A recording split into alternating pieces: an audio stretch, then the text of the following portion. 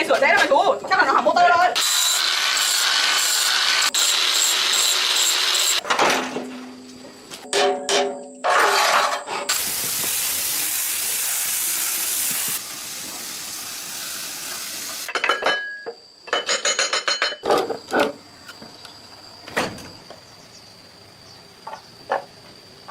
Bị gãy rồi ạ. Đây, cháu mua pin mới rồi. Đây cái chỗ này gì? Vâng, hỏng hết rồi.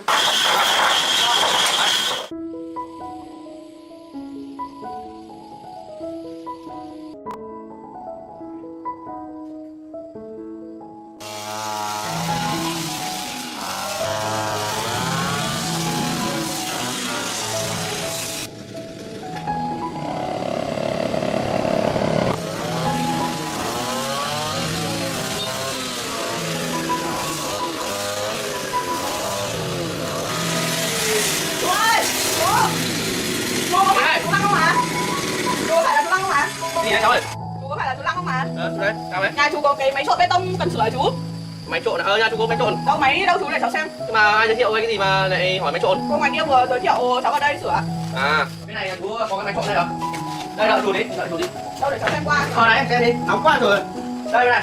À máy này cháu sửa nhiều rồi. Đây cái máy này, đây cháu xem này. Để lâu nó cũng hết là. Máy này sửa thế đâu mà chú, chắc là nó hỏng motor thôi. Đây trong cháu để mang ra ngoài kia cháu sửa cho chú cũng được. Đâu để cháu xem nào. Đấy. Cái này cháu chỉ hỏng motor thôi chú ạ. Rồi thế mang ra ngoài này đi, xong là cháu sửa cho chú nhá. Hộ cháu lôi ra kia được không? Hay là chú đi nhiều người đi. Hộ cháu kéo ra kia để cháu Đây sửa chú nó. gọi vợ chú ra nhá. Vợ! Làm gì đây? Ra đây đẩy vào trong cái máy cái nhá. Đây là bảo co ra nhá, ra đây. Ôi làm gì mà lâu thế? Đây là kéo cái này này. Nhấc cái này lên trên xong là cho ra kia cho cái bé này nó sửa. Nào hộ nào nhấc lên nhá. Nào 3 2 3. 2 3. Đây đây. Ô. Quay ra kia nhá. Đây. Đây quay ra ngoài. Đây. Đây. Rồi ok ho.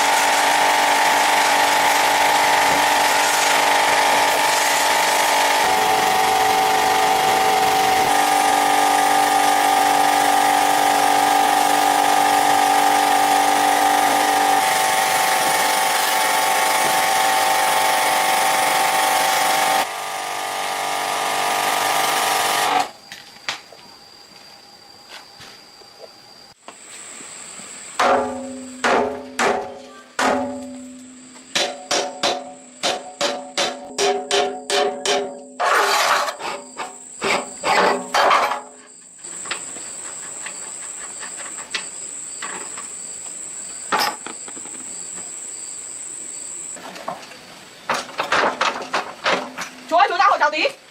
Nặng quá không đỡ được. Làm sao đấy? Chú bây giờ chú cho cái này xuống hộ cháu. Đây, À thế cháu nhâm cái kia vào. Rồi, quay lên. Thử nhá. Ôi được rồi. Đây được rồi. Để cháu làm luôn đi.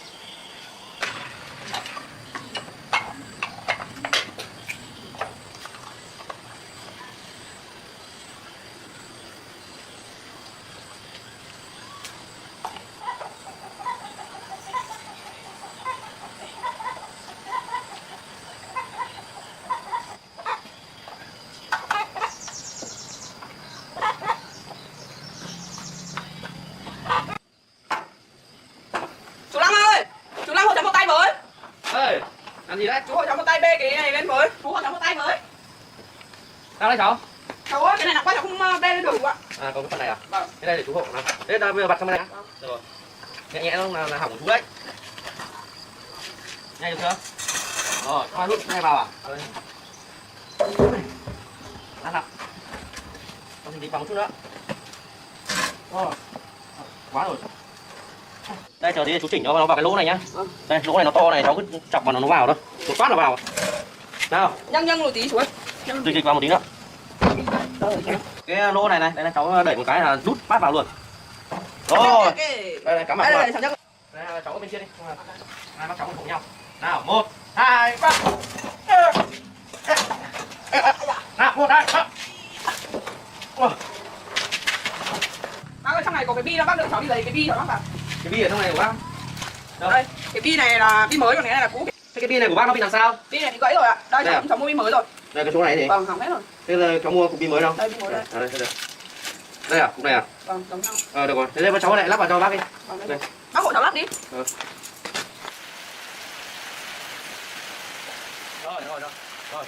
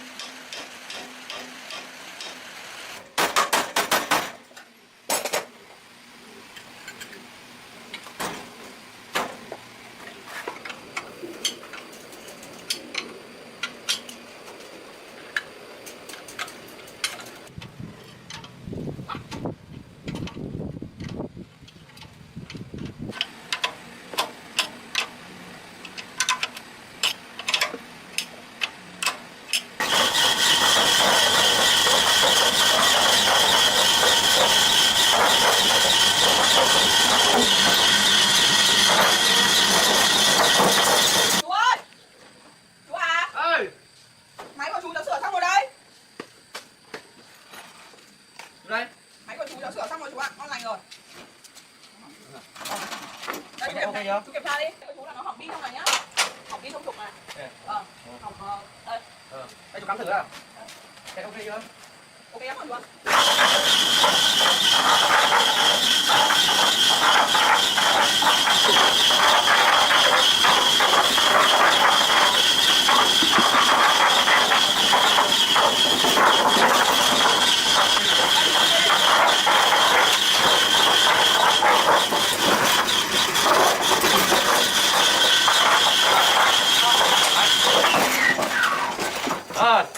Được đấy, của chú là thế bao tiền đấy? Của chú ơi, cháu thay cái pin này mới với cả cái này mới thì cháu lấy chú 50.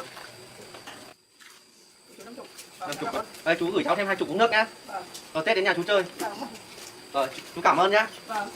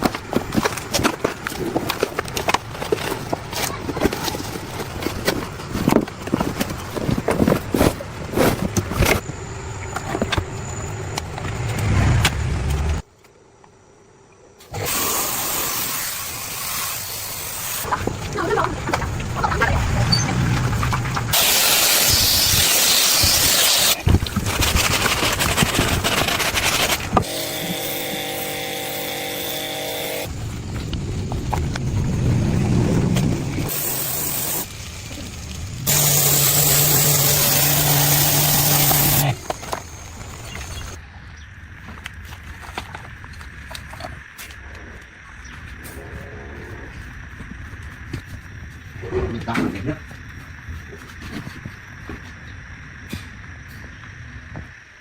Mấy đúng không?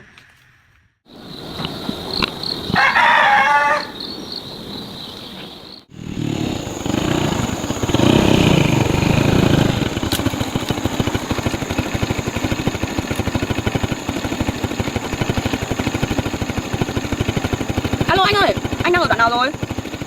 À rẽ trái ạ. Vâng, thế để em rẽ trái, em đang đứng ở ngoài này luôn rồi. Vâng, thế để em vào.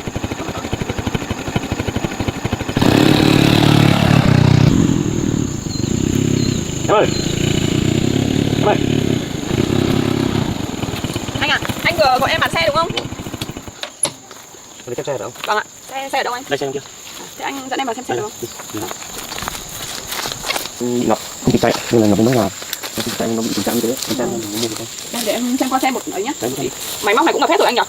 Máy móc này. Xe này không có cửa anh nhỉ? Thôi cửa đi rồi đúng không? Đấy ngập một khang sang, đấy xe luôn. Xe này đời bao nhiêu anh? Chắc đời sau lắm rồi nhỉ? Xe này là 4 năm rồi. Sau nó không đến điểm vào đỉnh điểm kỷ niệm. Thì không sao là đồ lũ cũng ngập. Sợ nhỉ? Chắc ngập hết chỗ trên này anh nhỉ? Một cái máy nữa. Xe này cũ lắm nhỉ? Đây thì bây giờ em sửa sang lại. Vâng. Cái này nếu mà anh mà để cho em thì em sửa chắc tầm 2 ngày. Nhìn này thôi nhưng mà em thấy thực ra những cái dòng xe ngập lụt này em không thích sửa lắm nhưng mà anh bán rẻ cho em thì em vẫn lấy được. Em mua được bao nhiêu? Xe này thực ra thì những cái dòng ngập này máy móc của nó hỏng hết rồi anh ạ. Em cũng không lấy được giá cao đâu. Hay anh muốn bán bao nhiêu? Cái này định bán 10 triệu. 10 triệu, hơi cao nhỉ. Bớt đi tí thì thôi. 10 triệu em cảm thấy nó hơi cao, về nhà sửa chi phí nó mất nhiều lắm. Thôi được rồi. Anh để em 7 triệu. Em xem cân nhắc được anh đi lấy bơm lốp nữa không? Lốp này lốp sau này xịt rồi nhỉ? Không lốp sau thì thôi. Vâng. Thế thì để em 7 triệu nhá. Xong anh bơm lốp cho em. Okay. Em gọi xe em cậu về. Okay.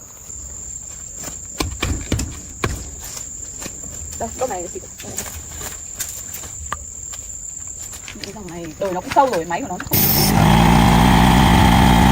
Đấy, bơm lên phát này em cậu á để có thể thêm xịt chỉ nhất bơm tạm thì sao? Sao ở đâu này? Không tiền anh nhiều rồi mà. Đây lúc này anh xịt. Cái này có màu xanh này nhiều. Có màu nhiều không có màu. Màu nó không xanh em ạ. Đây này, phân sửa này, thay đổi màu nó luôn. Có 2 lúc nữa rồi. 2 lúc, đấy, sau.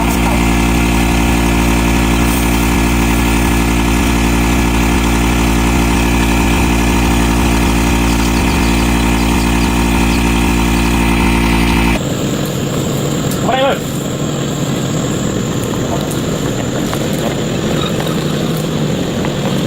Qua đây.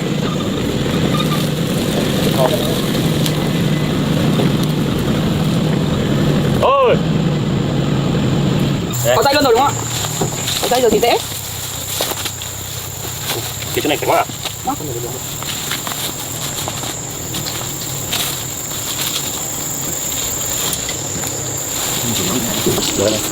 Chặt dây nhỉ? Đây này, ổn đấy. Đây là xong rồi. Anh ơi, thế của em gửi tiền với nhá. Vẫn 7 triệu anh, không hơn à? À không kém hơn à? 7 triệu anh thuê sẽ kéo về cho em thôi. Đây, anh đếm lại cho em với. Đủ rồi anh. Vâng, thế anh, bây giờ anh hộ em kéo về với nhá. Vâng. Không cần nữa mà. Lên xe hộ em kéo về nhá. Em còn đi con xe máy. Đây em ra. Đâu đấy em ơi, đi đi. Alo. Đồ đây, chúng mày. Đi đi. Tao đang nhìn cái gì?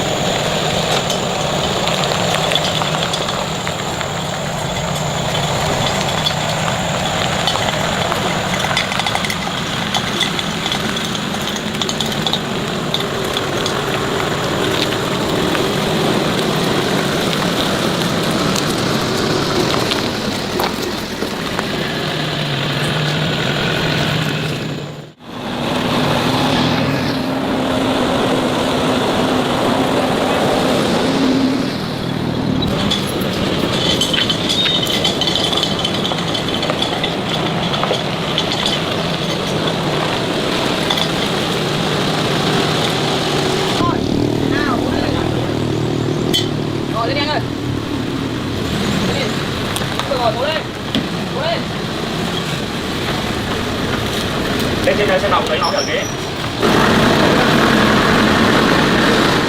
có làm được không?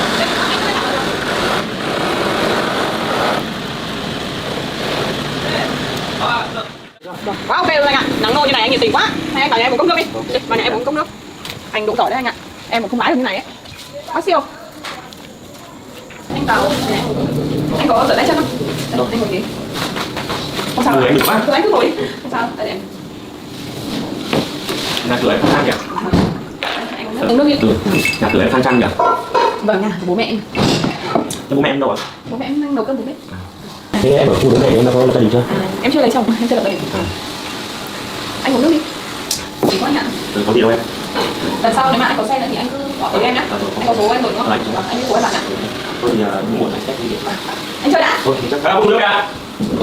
Em cảm ơn nhé.